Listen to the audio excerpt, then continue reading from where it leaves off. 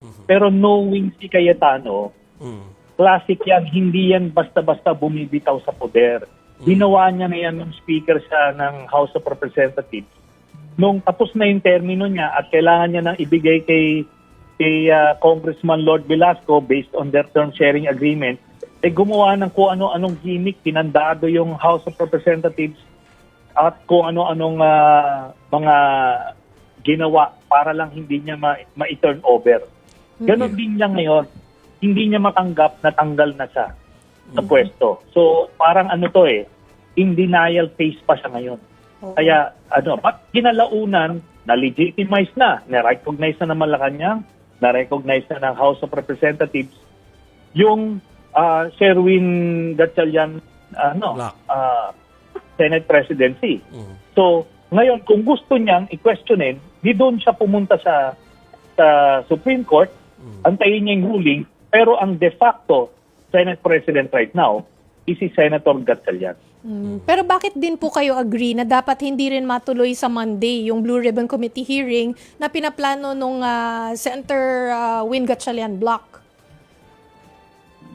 Sa akin actually, call nila yan. Ang sinasabi ko dito, ang illegitimate kasi, sina Cayetano. Sila yung mag-chill kasi wala na sila sa proseso. Ngayon yung ibang committee na legitimate, kung may talagang imbestigahan sila, di-imbestigahan nila. Ganun lang po yun.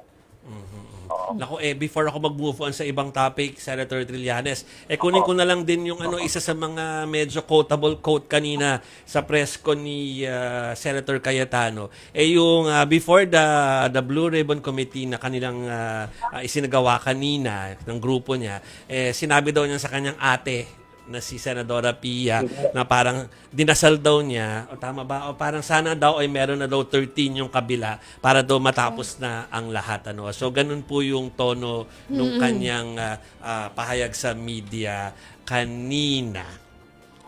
Reaction lang. Alam nyo, yung sinasabi, di ba, tulak ng bibig, sabig ng dibdib.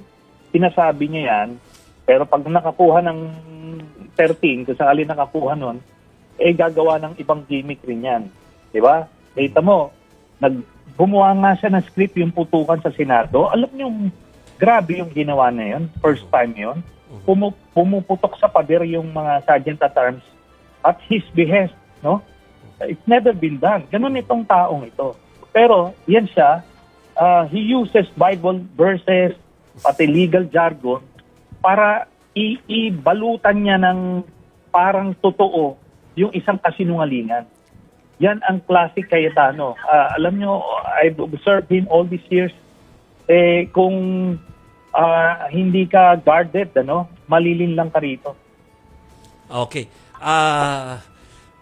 Alam mo si Senator Trillanes, Chiki, marami naririnig yan sa kanilang kampo.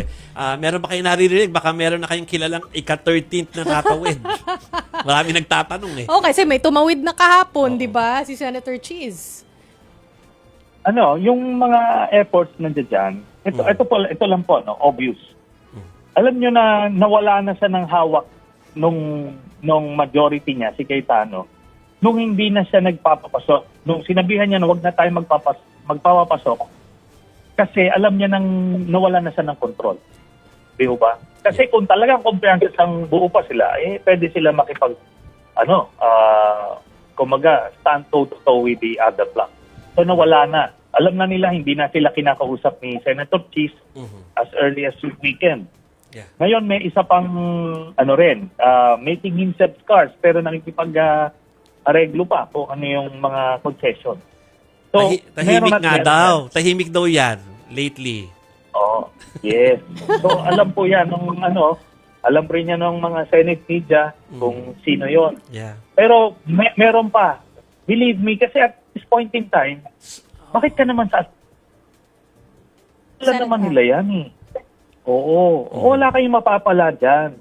There is no leverage. Kaya alam nyo, the way they concocted yung kanilang mga narratives, tapos itong gimmick nila kanina, alam mong they're pushing the envelope. Mukhang destabilization na ito.